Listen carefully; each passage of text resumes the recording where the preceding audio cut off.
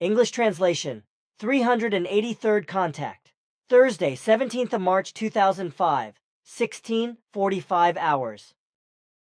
It is a very great pleasure for me to be able to visit you again.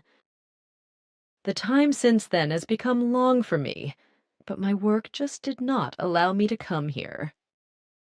Be warmly greeted and let me embrace you. Dear girl, welcome back. It is a great pleasure to see you too. Ta told me that you would tell me something about predictions. Afghanistan and Iraq will be hit by suicide bombings and bombings through new actions, which will cost many lives. Melting snow and rain will cause partial flooding in Europe and the USA. Japan will be hit by a 7.0 magnitude earthquake on the 20th of March. And in the Indian Ocean, off Sumatra, near the island of Nias, a new seaquake will occur on the 28th of March with a magnitude of 8.7. Then follows an aftershock of magnitude 8.5, along with many others, although these are not related to the one of the 26th of December 2004, although experts will claim otherwise. The damage to buildings, etc., will be extensive and will also cause around 2,500 deaths. None of this, however, will be comparable to the Great Earthquake of December 2004. In China, the series of mine accidents will continue, and in England, the people do not agree that Prince Charles's mistress should become queen after his marriage, which was postponed to the 9th of April due to the Pope's burial on the 8th of April, and which will be under an unhappy star, as a proverb says in your country. The first act of Swissair will be followed by the second act with regard to the Swiss airline, because due to the endless mismanagement, this is no longer tenable for Switzerland and is to pass into German hands on the 22nd of March, 2005, namely to Deutsche Lufthansa. Austria is also making an inglorious name for itself in the near future, because the fact is leaking out that during years shamefully deceased people were used as crash dummies. Further information is available at the Vatican. From there, the entire Catholic faith community is being unbelievably, infamously lied to by the high clergy about the state of health of Pope John Paul II. Contrary to his extremely bad condition, which was already evident before the operation for the insertion of a laryngeal tube, he is getting worse and worse, which will be the case until his end. However, it is mendaciously claimed that the conservative imperious, autocratic and truly catastrophic Pope for the Catholic Church is doing well, but the fact is that his condition is the path of his real end, as you also know very well. And as he foresaw his near end on his visit to Fatima, he abandoned his unbelief and turned in evil fear to the faith which he had been practicing fanatically since that time. As a foresight showed, his craving for power and his delusion of the Easter days consequently go so far that he presents himself to his faithful as a martyr and equates his suffering with that of Emmanuel at the crucifixion. So his disgraceful behavior will be such that he will show himself to his believers in this wise as a dutiful representative of God. His undignified behavior will be unparalleled, as has never been the case with any other pope, just as the protests and demonstrations against his primitive conservatism have never been seen by any other pope in the world. That the high clerics will help him in his reprehensible actions on his death path is also only based on pure calculation. In order to bind the faithful to the Church and to strengthen itself again the dwindling strength of Catholic Christianity, and to glorify and sanctify the Pope. This and the high clergy will consciously, calculatingly, misleadingly and undignifiedly commit a tremendous, shameful act in order to consolidate Catholicism anew, worldwide, and to elevate the Pope to the throne of equality with Emmanuel, and to make him appear as a great, dignified, strong, and indomitable fighter for his office as the alleged representative of God. An unprecedented, undignified, and shameful action, which will strengthen the majority of the faithful in faith and make the Pope idolized. This unbelievable shamefulness will unfortunately succeed when his long death comes to an end on the 1st of April. However, his death is being concealed for the time being because the Vatican powers want to demonstrate a supposedly divine will of mercy for the faithful in such a wise that God will deliver the Pope from his suffering and earthly existence on the day of divine mercy. And consequently, his death will only be officially announced later in the evening of the 2nd of April. Elsewhere, on the 27th to 28th of March in Mexico, the volcano Colimo begins to erupt again, while in Monaco, Prince Rainier III falls seriously ill and hovers for weeks between life and death, his purely physical functions being maintained for weeks only by apparatus before he dies on the 6th of April. Another event concerning the death of a human being takes place on the 31st of March in America, where a woman named Terry Schiavo is murdered through the will of her husbands in a manner that deprives the sick woman of both libations and food. He achieves the execution of this shameful act with the help of the U.S. American judiciary, whereby several courts will allow active euthanasia against the will of the parents and all euthanasia opponents. Terry Schiavo's husband has been the equivalent of married to a mistress for years and wants to get rid of his wife, who has been in a persistent vegetative state for 15 years and through whose misfortune he has won an insurance sum of $1 million after her health collapse. Now he has his lawful wife murdered with the lie that it was her own will, which she allegedly made known to him before her health collapse. By depriving her of all fluids and food, the woman will die of thirst and starvation, to which various U.S. courts will irresponsibly offer their hand. And because the whole thing has become a matter of public interest, we have become aware of it and have been following the events around this woman for quite some time, of course also investigating the real background. The woman has been in a persistent vegetative state for about 15 years, although her conscious receptivity is still partially functional, and she therefore grasps and understands much of what is being said around her and what is happening to her. In this episode, she has also become aware that, through the will of her irresponsible husband, she's detached from the vital supply of food and fluids and is cruelly murdered as a result. However, the doctors are unable to recognize this, neither in the woman who is still alive, nor through a surgical intervention in the brain, or through a later autopsy of the same, which will be discussed before she dies. Because the irresponsible husband wants to justify his irresponsible actions and can expect that the autopsy will not reveal the truth due to the lack of expertise of the pathologists. You want to say something? Yes. It always gives me a lot of trouble to find my way around such things when I realize that behind it all there is only badness. Greed for profit and lies and deceit, as in the case of this woman who was murdered and is still protected by law. It would be different if she had made a written living will to the effect that she not be connected to life support machines after her irreparable health breakdown. But now that she is using her vital functions under her own steam, if artificial nutrition is not used, removing the feeding tube is clearly murder. That is indeed the case. Then a word about the Pope. As I know from you, he has spent his life playing the conservative believer, thus deceiving the entire Catholicism. Now, you said that during his trip to Fatima he had already foreseen his end and was afraid of death.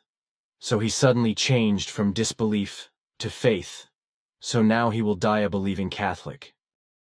But what he has done in the world in terms of evil and disaster with his arch-conservatism, with which he has cheekily interfered in politics and in the intimate life of people and their families, thus creating enormous problems for the Catholic Church as well as for the faithful, is deliberately concealed. Nor was it ever mentioned that he, as a hitchhiking Paulie, wasted tens of millions of euros on his more than 100 journeys around the world, which had to be raised by the faithful. On the other hand, he is still being praised and glorified for all his mistakes and problems, which is already happening during his lifetime, and will even more so after his death. Even now there is already crazy talk about a Pope of the century with regard to his person, which will probably continue to roll on immeasurably when he has passed away.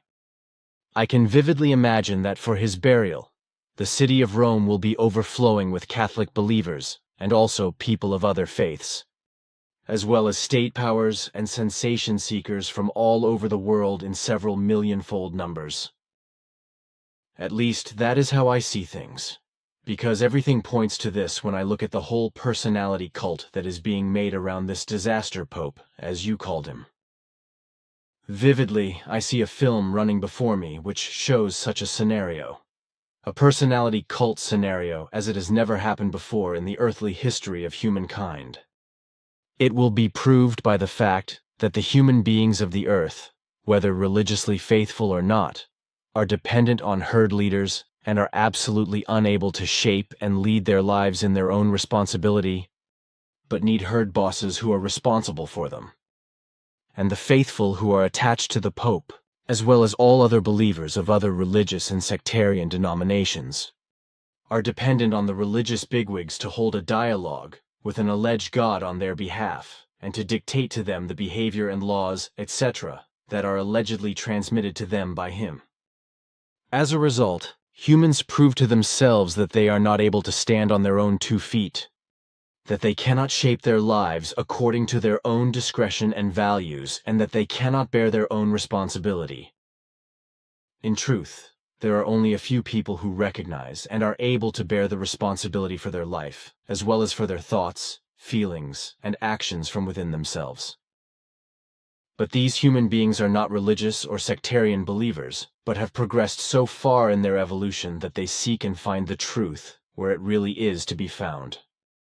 These humans are the ones who fathom all things within themselves as well as outside in the environment, gain knowledge and understanding, acquire true knowledge as well as true love within themselves, gain experience, really grasp everything in experience, and gain the essence of what is called wisdom from this.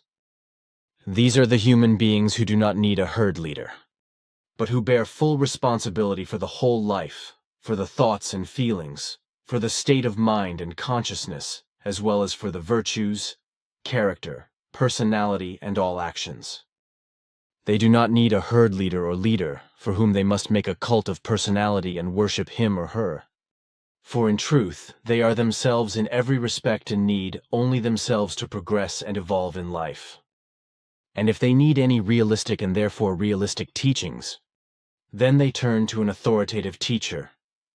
A teacher through whom they are taught in all conceivable and necessary matters without becoming dependent or believing.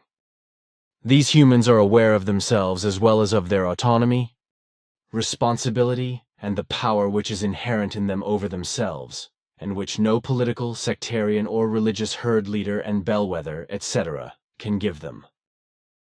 With regard to the things around Pope John Paul II, you mentioned the right facts as well as with regard to the whole thing that will happen after his death. What is still to be considered are the old prophecies concerning the possible events that are announced for the time after the death of the second last pope of the old pontifical series.